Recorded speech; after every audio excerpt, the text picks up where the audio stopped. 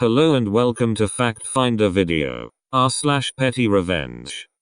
Sure, I'm happy to help. I heard this story from a co-worker. Some years ago his phone rang at 3 a.m. It was the mainframe computer operator from a job he had left 2 years earlier. Apparently his name was still on the emergency contact list for some application. He told the operator he didn't work there anymore, suggested he update the contact list and went back to sleep.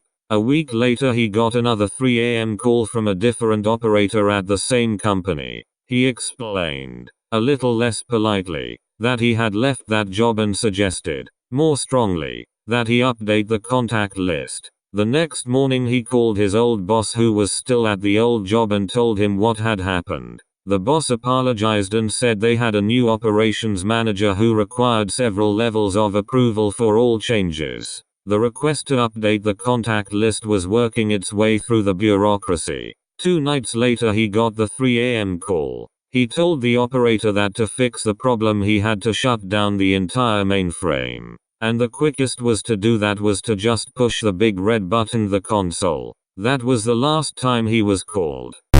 Yes. This is your stop. A little one just from this morning. There was some lass on the train talking on her phone, on speakerphone, at the top of her voice. She's had to catch the train today. It's horrible. Too many people and it smells. Haha, says the friend on the other end of the phone. Sucks to be you. So not only loud and obnoxious, but vaguely insulting too. The train pulled into Derby station where I get off, and the rude, loud girl, seemingly unable to read the massive signs on the platform, leant over to the man opposite and said, "Hey, is this Birmingham?" As I walked out onto the road she was standing looking with bewilderment at the sign thanking her for visiting Derby railway station. Did you print black? So when I was in high school it was pretty normal for kids to ditch class and go to the library to screw around on the computers. I did a couple of times, but one time I was singled out by the librarian and ended up getting lunch detention for a few days for ditching class, which pissed me off cause a lot of kids got away with it but I was singled out for some reason. So the next time I was in the lab on one of the computers I opened up Ms. Paint, grabbed the bucket and filled the page in with black, then went to file, print 100 copies. I quickly switched computers and waited. A couple minutes later the librarian came by asking each student individually, "Did you print black?" I almost lost it when she got to the one guy there that was black. How to get a sibling in trouble. Tried and tested. So this happened when I was 11. My older sister, 13, was in charge of the house while my parents were out grocery shopping. We used to fight a lot and being left alone was even worse because that meant she could do whatever to me and still get away with it because I had no proof. This fine day, however, when my sister slapped me across my face, I decided I had had enough. Now, the slap was hard enough to leave some redness behind, but I knew that would disappear before my parents came home. So me, being petty as hell, kept slapping myself in the same spot at intervals to make sure the redness stayed for my parents to see it. Needless to say, my plan was successful. Special shout out to them crocodile tears. My sister got a good scolding and didn't hit me again for a while. Fruit revenge. My place of work puts fruit baskets for the employees in the break room every other week. Yesterday there was only a banana left, and I had planned to eat it for dessert. But Steve finished his meal first and took it. Now, it's first come first serve, so normally I wouldn't mind. Except Steve had already eaten an apple earlier, while I didn't get anything. So naturally, this was a grave slight, and it called for revenge. We finished lunch and went back to work.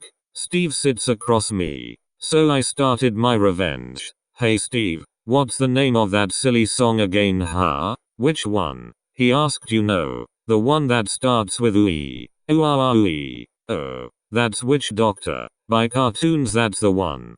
Thanks Steve, and that was all I needed to do. Every now and then, I heard him humming the song. This morning, he was still humming it. It will take days before he can get it out of his mind. Take that, Steve.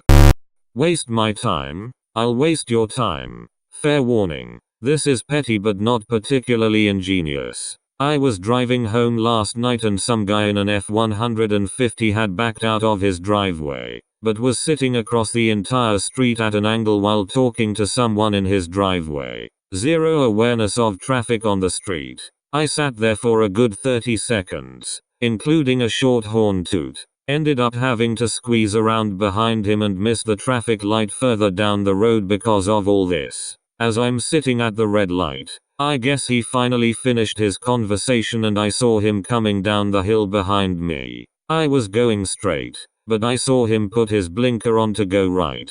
I noticed that I had left enough room for cars in my lane to turn right. As he approached, I rolled forward a little and cranked the wheel right to block him and we sat there through the full 5-minute light. Block my car? I'll do the same. So I pull into a petrol station. There are empty car spaces right next to the only 2 working petrol pumps, which are one behind the other. The woman in front parks up at petrol pump 2, instead of pulling forward into pump 1. This means that pump 1 is free but I can't get to it, as the parking spaces next to the pumps are full as well. This woman gets out of her car, looks back at my car and just walks off. Not a care in the world. I wait about 10 minutes and she still hasn't returned. She didn't even pump any petrol, was just using it as a parking space. I suddenly notice that the road is empty. I quickly reverse, pull out and go the long was round, then reverse into the exit side. So my car is now directly in front of hers at pump 1. I get out of my car and am happy to a food lorry has pulled into the lot, essentially blocking her car from behind. As I'm pumping petrol I see this woman walk out of the building. She huffs when she sees me, but goes and sits in her car. I make sure I take my time. Then I walk into the shop, but oops I forgot my phone. So I stroll back to my car. The woman throws her hands up in frustration, but I just smile at her. I wander the store, taking my time and it was a good 15 minutes before I finally walked out the store, grocery shopping in hand. I then one by one load the bags into my boot. The woman behind me revs her engine and rolls down her window. She asks me to hurry up and tell her a little patience never goes amiss. And then I finally sat in my car, adjusted my mirrors for a minute, and finally drove away. Small revenge, but it felt good teaching someone a mini lesson. Also, there weren't any cars waiting for the pump behind her. I made sure to keep an eye out for any other cars. They shouldn't be punished. TLDR woman blocked a petrol pump so she could shop. I drove around her and blocked her in instead.